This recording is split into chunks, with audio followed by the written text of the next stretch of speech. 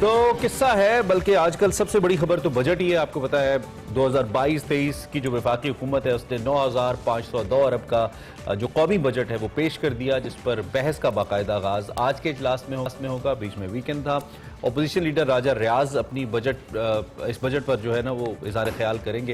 वैसे मुझे अब अपोजिशन लीडर राजा रियाज कहते हुए बड़ा अजीब लगता है कभी कभी। खैर, बजट में आम आदमी को क्या रिलीफ मिला, इसकी मुश्किलात बढ़ी हैं या नहीं, इस हवाले से जो मुआशी माहिरीन है उनकी राय और बहस भी जारी है। हुकूमत इस बजट को मुतवाज़िन करार दे रही है, जबकि तहरीक इंसाफ की जानिब से as usual as opposition always says इसे अवाम दुश्मन बजट कहा जा रहा है। और वजीर ख़जाना फॉर्मर जो फाइनेंस मिनिस्टर हैं वो ये दावा कर रहे हैं कि नई हुकूमत पेट्रोल मजीद महंगा करेगी। पेट्रोलियम लेवी बढ़ाने से पेट्रोल 35 रुपये मजीद फी लीटर बढ़ेगा और हुकूमत को IMF से रिलीफ नहीं मिलेगा। वो कह सकते हैं क्योंकि उनको पता है कि डील क्या हुई भी IMF। उन्होंने कहा जी ओवरऑल मिफ्ता इस्माइल साहब ने जो एक बजट पेश किया, हमारे ख्याल में इनकम टैक्स भी बढ़ाना चाहिए था, ये उन्होंने कहा। और इसके साथ बजट के हवाले से वजीर आजम शहबाज शरीफ पुरुमीद हैं और उन्होंने अपनी ट्वीट में लिखा कि बजट कई तरीकों से नुमाया बेहतरी की नुमाइंदगी करता है। बजट ने हमारे नौजवानों के लिए मजीद तालीमी मौके फराम किए गए हैं और बजट में बलूचिस्तान और माली तौर पर जो कमजोर लोगों के लिए जो एक टारगेटेड सब्सिडीज हैं उस हवाले से भी कहा। अहम बात यह है कि ये बजट में अमीरों के जो गैर पैदावारी असासे हैं उन पर टैक्स लगा दिया गया है, जबकि चेयरमैन PTI इमरान खान साहब कहते हैं कि PTI हुकूमत ने कबायली इजलाह की जरूरियात के पेश नजर फंडिंग में 3 गुना इजाफा किया और रकम 131 अरब रुपए की जो है मुख्तस की। और ओवरऑल इम्पोर्टेड हुकूमत ने बेघर आबादी के लिए 1 पाई मुख्तस नहीं की। दूसरी जानिब पंजाब का बजट आज पेश किया जाने का इम्कान है, जबकि सूबाई बजट में भी वफाकी बजट जैसा होने का इम्कान जाहिर किया जा रहा है। बजट का जो पंजाब के बजट का मजमूई हुज्म है वो 2800 अरब से जायद का होगा, जबकि वफाकी बजट के हवाले से अगर आपको बताएं तो इससे अवाम को कितना रिलीफ मिलेगा, अवाम की या तो अवाम की मुश्किलात में इजाफा होगा, क्या सिचुएशन है, इसी पर भी हम बात करेंगे। डॉक्टर अयूब मेहर साहब हमारे साथ मौजूद हैं, फाइनेंशियल और इकोनॉमिक एक्सपर्ट हैं, उनसे जरा बात करते हैं। डॉक्टर साहब, थैंक यू वेरी मच, आपने हमें ज्वाइन किया। मौजूदा या इससे पहले भी जो काफी अरसे से एक सिचुएशन चल रही है उसको देखकर एक ही बात जहन में आती है कि कामयाब या अच्छा बजट वही हो सकता है जिसमें हम पाकिस्तान की इंडस्ट्री के लिए इक़दाम करें, कुछ ऐसे इक़दाम करें जिससे पाकिस्तान का ज़राअत बेहतर हो और पाकिस्तान में नौजवानों के लिए रोज़गार के मौके पैदा हों। ये 3 बड़ी चीज़ें हैं, अगर ये इसमें बेहतरी आए तो मुल्क की मईशत बेहतर हो सकती है। मौजूदा बजट में क्या ऐसी शक्ल आपको नज़र आती है, ऐसी तस्वीर नज़र आती है आपको? देखिए, इसमें एक आपने 3 शर्तें दी हैं, उनमें 3 में से कम अज कम एक जो है जो तीसरी आपने बयान की है उसकी तरफ थोड़ा सा इंसेंटिव दिए गए हैं कि नौजवानों के लिए रोजगार के मौके इससे पैदा हो सकते हैं। क्योंकि इसमें मैं आपकी डिस्कशन में आपकी सुन रहा था, उसमें देखिए जहां तक शौकत तरीन साहब के बयान आपने स्टेटमेंट उनकी बताई है, बिल्कुल उनकी स्टेटमेंट सही होनी चाहिए, वो सही कह रहे हैं। क्योंकि जो एग्रीमेंट है IMF से उस पर उनके साइन है, तो IMF को मजीद क्या शराइत हैं उनको उनसे बेहतर कोई नहीं जानता। वो सही कह रहे हैं कि अभी आने वाले दौर में शायद पेट्रोलियम प्राइसेस, ऑयल प्राइसेस मजीद बढ़ेगी डोमेस्टिक मार्केट में, क्योंकि जितनी प्राइस बढ़ानी थी उनको उस एग्रीमेंट के हिसाब से उनको बहुत अच्छा इसका नॉलेज है। इन मसाइल में रहते हुए, इन कंडीशंस को देखते हुए, और पहला बजट है, मैं पहले भी आपसे डिस्कस कर चुका हूँ, स्टेट बैंक के ऑटोनोमस होने के बाद लास्ट ईयर स्टेट बैंक की ऑटोनोमी का बिल जो था वो लेजिस्लेट किया गया था और उसके लेजिस्लेट होने के बाद ये पहला बजट आया है। तो इस वक्त ऐसा कोई पॉसिबिलिटी नहीं है कि स्टेट बैंक से कहा जाए या नए नोट छाप दिए जाएं, वो इस तरह से नहीं होगा। इस मर्तबा जो बजट की फिगर भी, बजट डॉक्यूमेंट्स भी बता रहे हैं उसमें स्टेट बैंक से कोई फाइनेंसिंग नहीं रखी गई है। ये सब लिमिटेशन में रहते हुए हमें बजट के डॉक्यूमेंट्स को और उसके अच्छा, आप IMF के मामलात को डॉक्टर साहब बड़े अच्छे तरीके से समझते हैं, IMF कैसे काम करता है और फिर पाकिस्तान को और IMF का जो एक वर्किंग रिलेशन रहा है उसको भी आप अच्छे तरीके से समझते हैं। हमने बड़े सख्त फैसले लिए हैं, हमने बिजली से लेकर गैस से लेकर पेट्रोल से लेकर इनकी कीमतें बहुत बढ़ा दी हैं, अवाम पे इतना दबाव हमने डाल दिया। हमने जो टैक्स कलेक्शन आदाफ हैं, जो रेवेन्यू के आदाफ हैं, वो भी हमने उनकी मंशा के मुताबिक रखे हैं। हमारा जो डॉक्यूमेंट है, जारी आता है वो काफी हद तक ये दिखाता है कि IMF की मर्जी इसमें किस हद तक शामिल है। उसके बावजूद अभी तक ये हुकूमत, मिफ्ता इस्माइल साहब बार बार दिलासे देने के बावजूद IMF से मुआहदा नहीं कर पाए हैं जिससे पाकिस्तान की जो एक इंटरनेशनल रेटिंग है वो बेहतर हो, पाकिस्तान इस क्रंच सिचुएशन से निकले। इसकी क्या वजह, आप हुकूमत की नालायकी इसकी वजह है या अब IMF ज्यादा टफ टाइम दे रहा है हमें? इमरान साहब, जो आपने कहा था मुआहदा तो हो चुका है, IMF से मुआहदा पहले हो चुका है। असल में मुआहदे के बाद ये होता है कि जो IMF की जो आपको किस्त मिलती है वो बायनवली मिलती है। सही। उसमें जो आखिरी किस्त है उस पुराने मुआहदे के तहत जो आखिरी किस्त है वो आखिरी किस्त के रिलीज होने का इंतजार हो रहा है, वो रिलीज होनी है उसी मुआहदे के मुताबिक। अब जो क्वार्टरली रिव्यू करता है IMF, क्वार्टरली रिव्यू करता है, उस क्वार्टरली रिव्यू में गुज़िश्ता 2 हमारे रिव्यू ऐसे आए हैं जिसमें गवर्नमेंट ऑफ पाकिस्तान ने जो मुआहदे में कंडीशन थी उनको इम्प्लीमेंट नहीं किया है।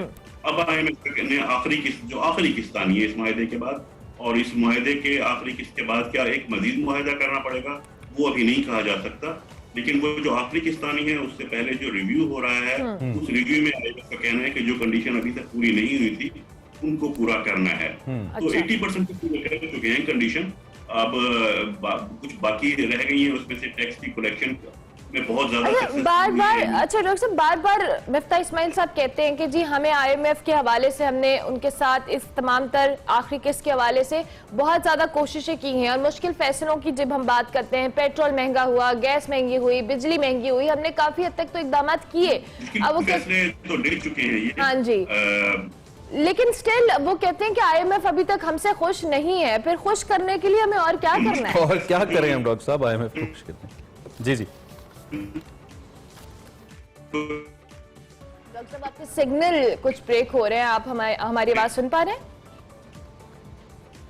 डॉक्टर साहब की ऑडियो हम तक नहीं आ रही। डॉक्टर साहब थोड़ा सा अपने शायद मोबाइल फोन या डिवाइस को थोड़ा सा मूव कर लीजिएगा, डायरेक्शन बेहतर हो जाए, शायद सिग्नल पे बात करें। डॉक्टर अयूब मेहर हमारे साथ मौजूद हैं। ये बजट कितना रिलीफ का हामिल है आवाम के लिए, इसमें कितनी सहूलत है और इसका क्या इम्पैक्ट आ रहा है, ये तो आप देख रहे हैं। पंजाब का जो बजट है तकरीबन 3200 अरब का, इसके साथ आपको बताते चलें कि आज वो भी पेश किया जा रहा है और जो सरकारी मुलाजमीन हैं उनको मुबारक हो, 15% उनकी तनख्वाहें बढ़ी हैं, 5% पेंशन के अंदर इजाफा हुआ है। और लेकिन दूसरी तरफ जो टैक्सेस बढ़े वो भी तो बताए ना, जो उनकी तनख्वाह बढ़ा के दूसरी लेकिन आई स्टिल फील तरफ कि सरकारी जो मुलाजमीन है उनकी तनख्वाहों में इजाफा ठीक हो जाता है हर साल। जो निजी सेक्टर में काम करते हैं उन मुलाजमीन के हवाले से सोचना चाहिए कि उनकी तनख्वाहें भी बढ़नी चाहिए, क्योंकि सरकारी मुलाजमीन की वारिस कम अज कम सरकार तो है, वो एहतजाज करके जैसे तैसे अपना हक तो ले लेते हैं, लेकिन जो निजी सेक्टर में और एक बहुत बड़ा शोबा है पाकिस्तान का जो काम करता है वो तो शायद ऐसे एहतजाज भी नहीं कर सकता पार्लियामेंट हाउस के सामने, क्योंकि अगर वो एहतजाज करें तो उनकी नौकरियां खत्म हो जाती हैं। सरकार में तो ऐसा नहीं होता है। सो आई थिंक इसके लिए भी हुकूमत को एक पॉलिसी बनानी चाहिए, जो प्राइवेट एंटरप्रेन्योर्स हैं उसको किसी तरीके से उनको कहना चाहिए। पिछले दौर में इमरान खान साहब ने इस हवाले से कम अज कम स्टेटमेंट्स जरूर दी थी, मुख्तलिफ जो इन्वेस्टर्स हैं या एंटरप्रेन्योर्स, उन्होंने कहा जरूर था कि आप अपने एम्प्लॉइज की तनख्वाहें बढ़ाएं, और बढ़ी भी थी, कुछ जगहों पर तनख्वाहें बढ़ी भी थी और इसकी वजह से भी एक बड़ा अच्छा इंपैक्ट आया था ओवरऑल। लेकिन स्टिल जब बात सरकारी मुलाजमीन के हवाले से हो रही है, एक तरफ तो उनको तनख्वाहों में इजाफा किया गया है, लेकिन दूसरी जानिब कमर्शियल इंपोर्ट्स हो या पेट्रोल हो या गैस हो, बिजली हो, इस पे तमाम तरह पे जो कहने इजाफा किया गया, उससे कहीं ना कहीं दिया गया रिलीफ कंपनसेट हो ही जाता है और उस वजह से भी लोग। बल्कि मेरी तो एक दोस्त थी, मेरी उनसे बात हुई तो उन्होंने कहा कि ये जो अभी मेरी तनख्वाह बढ़ी है ये अब के 6 महीने के बाद वाला मेरा खर्चा उससे ज्यादा हो चुका है। वो 6 महीने का गैप पड़ चुका है जितनी तनख्वाह पड़ी है। डॉक्टर साहब हमारे साथ आ गए। डॉक्टर साहब IMF के हवाले से हम बात कर रहे थे कि वो कह रहे हैं मिफ्ता इस्माइल साहब कि IMF अभी हमसे खुश नहीं है, तो हम ये जानना चाह रहे हैं कि खुश करने के लिए मजीद अब हमें क्या करना है? जितनी प्राइस बढ़ाई गई है पेट्रोलियम में जो एग्रीमेंट हुआ था उसमें मेरे हिसाब से अभी 24 रुपए का अभी भी फर्क है। एक तो ये कंडीशन है कि वो जो हम सब्सिडीज बिल्कुल जीरो करनी होगी। अच्छा। और बजट में जो फिगर आए हैं, बजट में सब्सिडीज में कोई इजाफा नहीं किया गया, हालांकि सब्सिडीज तो हम पहले ही पूरी, अगर वर्ल्ड वाइड ग्लोबल कंपैरिजन करें तो पाकिस्तान सबसे कम सब्सिडीज देने वाला मुल्क है, साउथ एशिया में भी और वैसे ग्लोबली भी। तो सब्सिडीज पहले ही कम दे रहे थे और मजीद कोई उसमें चेंज नहीं किया गया। 700 बिलियन का साइज था पिछले साल भी, इस साल भी ऑलमोस्ट वही साइज है, उसमें तो हम कुछ नहीं कर रहे।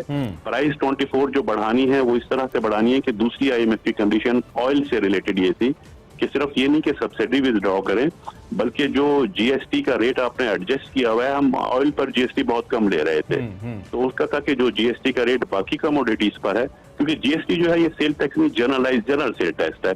जनरल सेल टैक्स का मतलब तमाम कमोडिटीज पर लगेगा एक ही रेट से।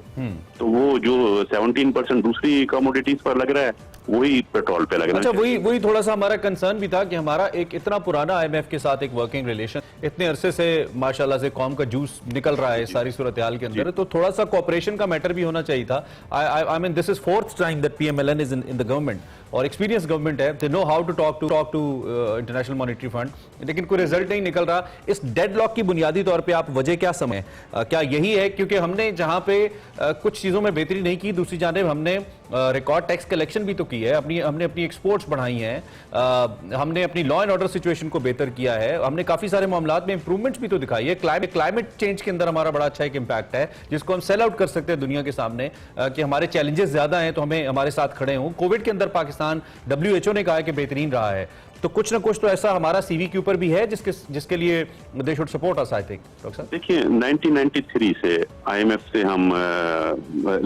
बोरोइंग फैसिलिटी ले रहे हैं, 1993 से डिफरेंट टाइप के एग्रीमेंट होते रहे, फैसिलिटीज लेते रहे, लेकिन उसके बाद से अब तक का रिकॉर्ड हमारा ये था कि कभी भी ऐसा नहीं हुआ कि आईएमएफ से के जो कंडीशन थी हमने उसको इम्प्लीमेंट ना किया हो, कभी भी नहीं हुआ। इस मरतबा फरवरी से ऐसा हुआ कि हमने वो इम्प्लीमेंट भी नहीं की, बल्कि थोड़ा सा उसके रिवर्स चले, थोड़ा ज्यादा फैसिलिटीज हम फैसिलिटेट करने की पब्लिक को हमने कोशिश की। पहली तो इमरान खान साहब ने पेट्रोलियम प्राइसेस कम की थी, वो फरवरी के बाद से हमने थोड़ा सा उसे डाइवर्जन की थी, पहली दफा हिस्ट्री में ऐसा हुआ। तो आईएमएफ जो इंटरनेशनल फाइनेंशियल इंस्टीट्यूशन है, वहाँ देखिए बहुत इस तरह मैं कहूंगा कि रूपनेस इस मानों में होती है कि वहाँ बड़ी ही मतलब बेरहमी से एक चीज है, इसको इम्प्लीमेंट करना है, वहाँ कोई फैसिनेशन नहीं होती, वो कोई मतलब है इस तरह का कोई लव एंड रिलेशन। टाइम कम है चूंकि डॉक्टर साहब ये जो बजट आपने पढ़ा होगा यकीनी तौर पे, इस बजट की डॉक्यूमेंट कैसी लग रही है आपको? इस आने वाले फिस्कल ईयर के लिए सख्त तो है हमारे लिए, लेकिन क्या हम मईशत को कुछ ना कुछ संभाला दे पाएंगे और आने वाला जो साल है उसको हम इस साल से बेहतर कर पाएंगे थ्रू दिस डॉक्यूमेंट जो हमारी स्पेंडिंग है उसको लेकर? अगर पूछा जाए क्या इसमें कोई पॉजिटिव पॉइंट नजर आए, एक थोड़ी सी डाइवर्जन नजर आई है।